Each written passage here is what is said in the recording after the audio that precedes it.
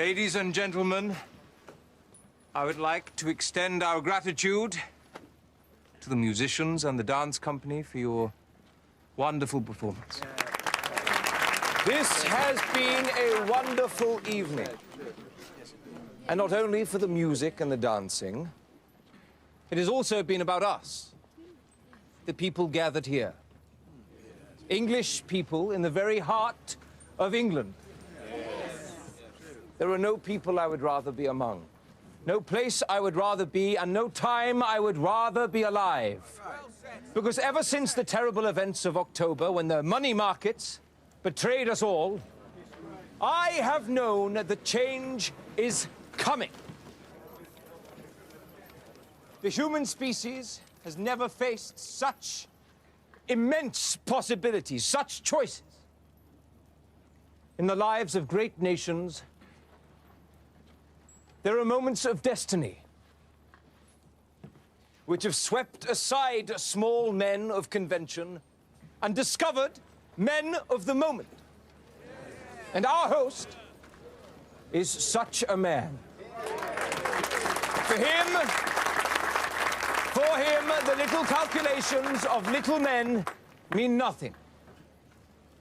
He is a man well suited to the mighty mood that England is now in.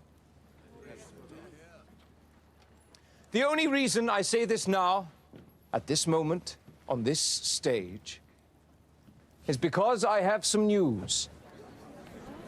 Good news, I think. I'm sure our host will forgive me if I use this platform, this gathering of friends and like minds, to give you, his trusted allies, an early announcement of a long overdue event. I want to tell you, good folk first, that with the dawn of a new decade, I will be setting a new course, setting up a new political movement here, in the very heart of England. And Mr. Shelby will be with me, shoulder to shoulder. It will offer a new conception of politics in which the great character of the British, our true character, will be reborn.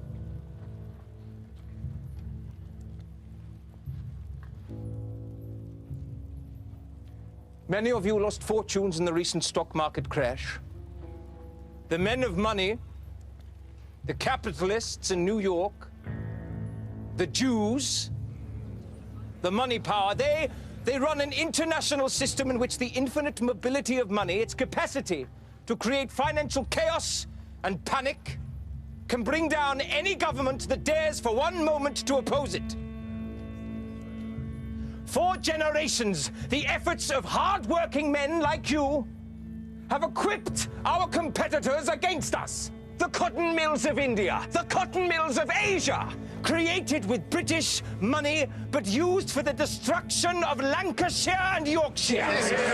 The usurers of New York, the sweated labor of the Orient, combining to destroy the iron and steel factories of Warwickshire and Staffordshire.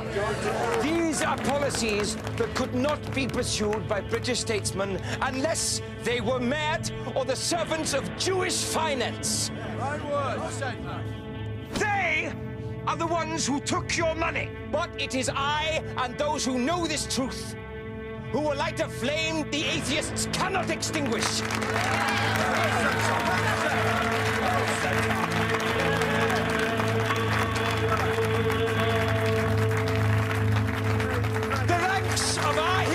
The Great War have been betrayed again and again by politicians. But hear this.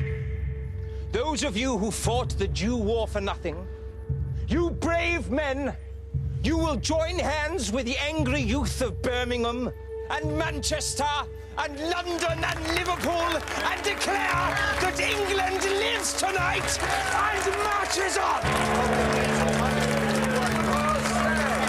I say all this to you now because I believe it is in places like this, with people like you, that we will have to pass on our message directly. Our message can be summarized with these words: Britain first.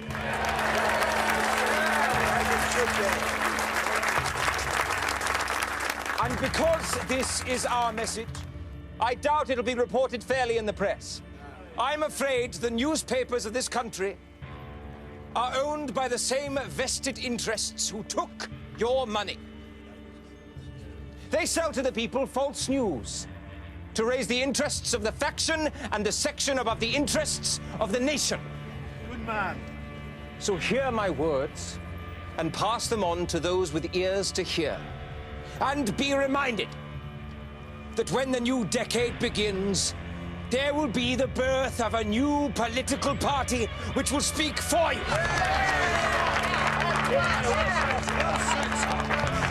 This party, this new movement, this revolution will be called the British Union of Fascists.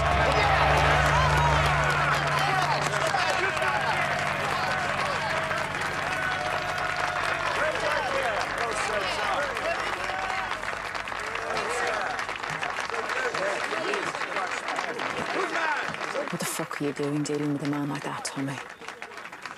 Yeah, ain't gonna have to trust me. Again.